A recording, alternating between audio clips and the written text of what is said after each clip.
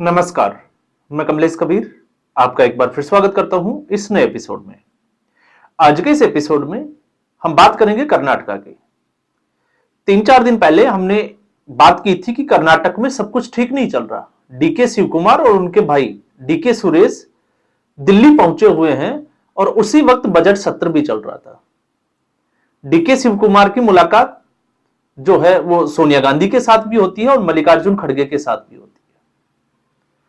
और एक बार फिर सत्ता परिवर्तन को लेकर या हम कहें कि मुख्यमंत्री की कुर्सी को लेकर खींचतान साफ तौर से देखी गई।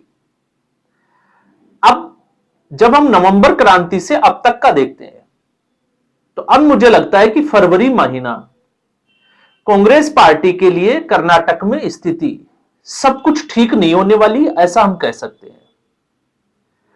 और ऐसा इसलिए भी कह सकते हैं क्योंकि हो सकता है कि कांग्रेस पार्टी के लिए सब कुछ ठीक नहीं रहे कर्नाटक में, क्योंकि एक तरफ डीके शिव कुमार तो दूसरी तरफ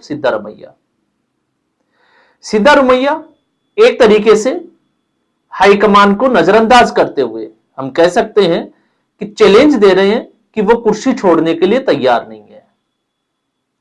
तो दूसरी तरफ डीके शिव कुमार वो लगातार पेशेंस के साथ, धैर्य के साथ हाईकमान को यह जताने का प्रयास कर रहे हैं कि वो कांग्रेस पार्टी के वफादार कार्यकर्ता है। अब सवाल यह उठता है कि आखिर डीके शिव कुमार का धैर्य कब तक और क्यों, ये दो बड़े सवाल है। तो अगर हम कब तक का जवाब ढूंढते हैं तो डीके शिव कुमार जो लगभग 40 साल से ज्यादा कांग्रेस पार्टी को दे चुके हैं, तो ऐसे में कांग्रेस पार्टी के लिए डीके शिव कुमार की अहमियत को आप समझ सकते हैं। अब यह अलग है कि इस वक्त जिस तरीके से मणिशंकर अय्यर ने एक टिप्पणी की थी कि राहुल गांधी से कोई यह पूछे कि आपके जो पुराने जो नेता है, लीडर, वो एक के बाद एक कांग्रेस पार्टी छोड़कर जा रहे हैं, आप उनको छोड़ दीजिए। राहुल गांधी के जो मित्र मंडली है वो क्यों छोड़कर जा रही है, जिसमें ज्योतिरादित्य सिंधिया, हेमंता बिस्वा शर्मा और भी कई लोग जो है वो इसमें शामिल है, मिलिंद देवड़ा। तो आखिर ये लोग कांग्रेस पार्टी छोड़कर क्यों गए? तो इसलिए यह अहम हो जाता है कि डीके शिव कुमार जो 40 साल से ज्यादा कांग्रेस पार्टी को दे चुके हैं, एक तरीके से कांग्रेस पार्टी के लिए तारणहार का काम करते हैं, या हम कहें कि गांधी परिवार के लिए एटीएम से कम भूमिका में नहीं है।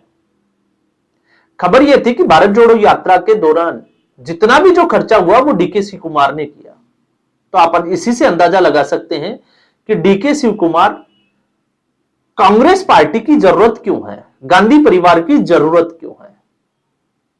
तो 2013 में भी एक मौका था डीके शिव कुमार को, लेकिन मुख्यमंत्री नहीं बनने दिया गया।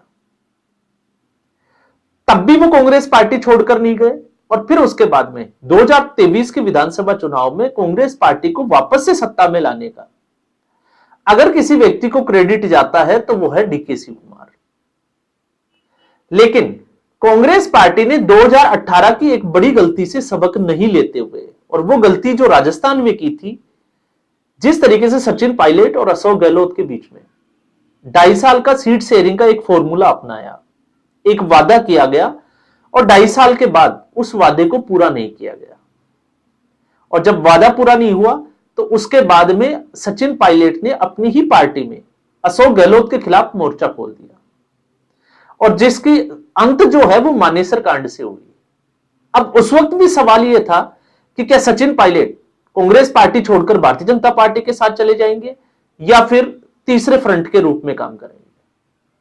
तो सचिन पायलट कांग्रेस पार्टी छोड़कर नहीं गए, क्योंकि सचिन पायलट को पता था राजस्थान में अगर वो भारतीय जनता पार्टी में जाते भी हैं तो उनका मुख्यमंत्री बनने का सपना वहां पूरा नहीं हो सकता।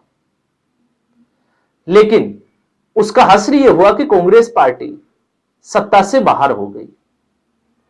अब ऐसी इस पूरे अगर आप देखोगे घटनाक्रम से सबक नहीं लेते हुए 2023 में विधानसभा चुनाव जो कर्नाटक के हुए, उसमें भी ठीक इसी तरीके का वादा डीके शिव कुमार और सिद्धारमैया के बीच किया गया। अब नवंबर में 20 नवंबर को 2.5 साल पूरे हो जाते हैं, लेकिन उस वक्त यह था कि सिद्धारमैया को थोड़ा और समय देना चाहिए। जो ये, क्योंकि ये मेरा पर्सनल आकलन हो सकता है, और उसके पीछे का कारण यह था क्योंकि कर्नाटक की अगर राजनीति को हम बड़ी बारीकी से देखते हैं तो इससे पहले एक ही व्यक्ति का नाम आता है और वो है देवराज उर्स। वो भी कांग्रेस पार्टी के ही थे। 80 और 90 के दशक के जो है वो मुख्यमंत्री, 7 साल और 239 दिन मुख्यमंत्री पद पर रहे। तो उस रिकॉर्ड के लिए अगर इस लिहाज से हम देखते हैं तो सिद्धारमैया अब 7 जनवरी को 7 साल और 240 दिन तक सत्ता में रहने वाले, या हम कहें कि सबसे ज्यादा कार्यकाल पूरा करने वाले नेता बन गए कर्नाटक के। तो एक ऐतिहासिक रिकॉर्ड जो है वो आप कह सकते हैं। दूसरा, कर्नाटक के इतिहास में देवराज उर्स के बाद में सिद्धारमैया अकेले ऐसे मुख्यमंत्री थे जिन्होंने 5 साल का कार्यकाल पूरा किया। इसके अलावा चाहे पार्टी कोई भी हो, कर्नाटक में कोई भी मुख्यमंत्री 5 साल का कार्यकाल पूरा नहीं कर पाया। तो फिर सवाल यह उठता है कि आखिर सिद्धारमैया ने पार्टी के ऊपर जो दबाव है वो किस तरीके का बना रखा है, क्योंकि सिद्धारमैया मंजे हुए खिलाड़ी है, सीनियर है और इसके साथ साथ अहिंसा की राजनीति करते हैं। तो सिद्धारमैया को कुर्सी से हटाना कांग्रेस पार्टी के लिए डीके शिव कुमार को मुख्यमंत्री की कुर्सी देना उससे भी बड़ी मुसीबत है। तो मामला वोकालिंगा और लिंगायत समुदाय से आगे निकल जाता है, और जब आगे निकल जाता है तो अब मुझे लगता है कि डीके शिव कुमार, और आप देखिएगा फरवरी के अंत तक आते आते एक बड़ी डेवलपमेंट आपको देखने को मिलेगी। और वो डेवलपमेंट क्यों देखने को मिलेगी, क्योंकि कर्नाटक सरकार में इस वक्त आंतरिक जो गुटबाजी है वो चरम पर आ चुकी है, और अब मुझे लगता है कि इसको हाईकमान भी रोकने में नाकामयाब दिखाई देता है, क्योंकि अब खुलकर एक दूसरे के खिलाफ, चाहे वो सिद्धारमैया गुट के विधायक हो या फिर डीके शिव कुमार गुट के विधायक हो, एक दूसरे के ऊपर आरोप प्रत्यारोप लगाते हुए नजर आते हैं। और इसी को लेकर, क्योंकि अब बात जब यहां तक आ जाती है तो अब तक आपने देखा कि दोनों तरफ से बड़ी शालीनता के साथ जो है वो बयान दिए जाते थे और हाईकमान के ऊपर छोड़ा जाता था। नाश्ता पॉलिटिक्स सबने देखा, लेकिन वो सिर्फ और सिर्फ एक दिखावा मात्र था। अब ऐसी सूरत में आप देखिए कल का ही एक नया स्टेटमेंट, जिसमें एस.सी. महादेवप्पा राज्य सरकार में सहकारिता मंत्री है, और सहकारिता मंत्री से जब यह पूछा गया इसी कुर्सी के लिए 2.5 साल के फॉर्मूले के लिए, तो उन्होंने सीधे तौर पर स्ट्रीट डॉग्स की बात कर दी कि स्ट्रीट डॉग्स को पिंजरे में डाल देना चाहिए। अब सीधे तौर पर एक तरीके से यह हमला था डीके शिव कुमार गुट के ऊपर, या हम कहें सीधे तौर पर डीके शिव कुमार के, क्योंकि इसका जो रिएक्शन आया वो रिएक्शन आया डीके शिव कुमार के गुट के, और जो आई थिंक मंड्या जो सीट है कर्नाटक की, उसके जो विधायक है देवगौड़ा, उनका जो स्टेटमेंट उसके बाद में आया, उन्होंने सीधे तौर पर कह दिया कि कुत्ते का मतलब होता है वफादार, और डीके शिव कुमार भी कांग्रेस पार्टी में गांधी परिवार के वफादार है। अब आप सोचकर देखिए, और इस तरीके की टिप्पणी जो है वो नहीं करनी चाहिए। तो बात आ जाती है स्ट्रीट डॉग्स तक, और यहां तक कह दिया कि डीके शिव कुमार को किसी पार्टी को, या हम कहें कि कांग्रेस पार्टी को छोड़कर जाने की बजाय, या हम कहें कि बीजेपी में जाने की बजाय सीधे तौर पर 136 विधायकों का समर्थन है। अब ये 136 का आंकड़ा उनके पास कहां से आया, ये तो वो ही बता सकते हैं, लेकिन बड़ी बात यह है कि 2 तरीके से यहां पर जो गुटबाजी जो हावी हो रखी है, एक कुर्सी के लिए, और दूसरा जो है वो जो जिसको हम कहें कि थमने का नाम नहीं ले रखी। लेकिन सवाल खड़ा यह होता है कि इस तरीके की गुटबाजी के बावजूद, और इससे भी बड़ी बात यह है क्योंकि इस वक्त जो बजट सत्र हुआ उसके बाद में एपस्टीन फाइल्स को आप देख लीजिए, इसके अलावा जो है वो अभी फ्रांस के राष्ट्रपति वो भारत के दौरे पे हैं, इसलिए यह खबर जो है वो उस तरीके से मीडिया में हावी नहीं हुई।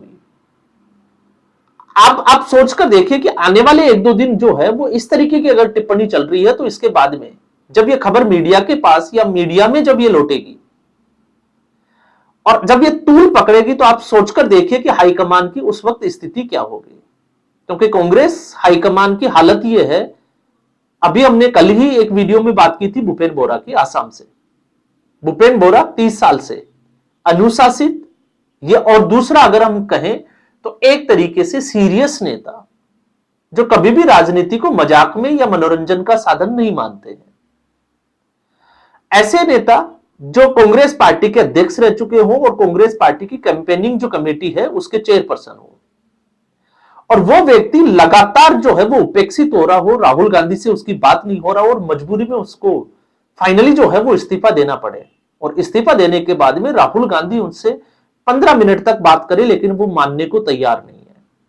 तो आप सोच सकते हैं कि ये सीधे तौर पर गांधी परिवार की हालत कांग्रेस पार्टी में क्या है। तो कांग्रेस पार्टी में क्या बदला? जब हम बदलाव की बात करते हैं तो कांग्रेस पार्टी में इस वक्त गांधी परिवार की जो होल्डिंग है वो धीरे धीरे पार्टी के ऊपर कम होती जा रही है, संगठन कमजोर हो रहा है और पार्टी अनुशासित हो रही है। और इसी का एक नतीजा है, चाहे आप मध्य प्रदेश का देख लीजिए, जब से राहुल गांधी के हाथों में कमान रही है और राहुल गांधी कांग्रेस पार्टी के अध्यक्ष बने, उसके बाद से अगर हम बात करते हैं तो ज्योतिरादित्य सिंधिया हाईकमान कुछ नहीं कर पाया। कमलनाथ और ज्योतिरादित्य सिंधिया के बीच में जो चल रहा था उसको सुलझा नहीं पाया। नतीजा ये हुआ 40 विधायकों के साथ ज्योतिरादित्य सिंधिया कांग्रेस पार्टी तोड़कर भारतीय जनता पार्टी के साथ चले गए। कमलनाथ की सरकार, कांग्रेस पार्टी की सरकार, बनी बनाई सरकार जो है वो चली जाती है और भारतीय जनता पार्टी सत्ता में आ जाती है।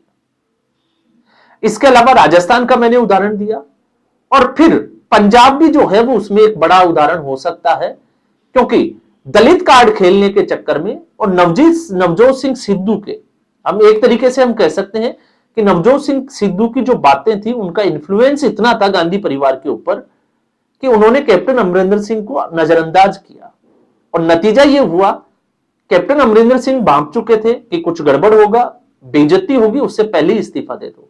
लेकिन अमूमन अगर आप देखोगे तो उस स्थिति में दलित कार्ड खेलने के चक्कर में चरणजीत सिंह चन्नी को आगे किया गया, और चरणजीत सिंह चन्नी ने जो बट्टा बिठाया, दोनों सीटों पर वो दो सीटों पर चुनाव लड़े और दोनों सीटें चुनाव हार गए।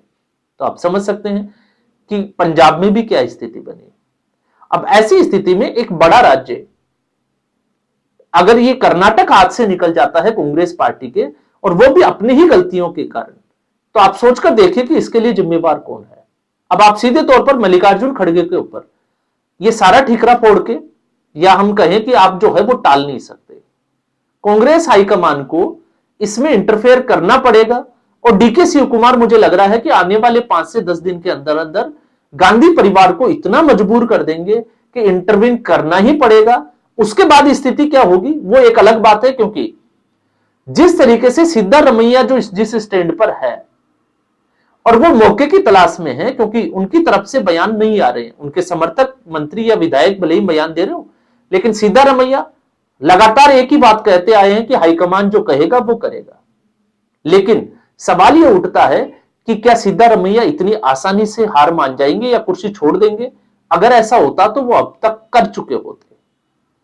और ये सिद्धारमैया का कर्नाटक का जो बजट सत्र है, ये उस कर्नाटक में सिद्धारमैया का अंतिम बजट सत्र हो सकता है, और हो सकता है कांग्रेस पार्टी का भी इस सरकार का ये अंतिम बजट हो, क्योंकि उसके बाद में जो खेल चलेगा वो आप समझ सकते हैं, और इसी का इंतजार है।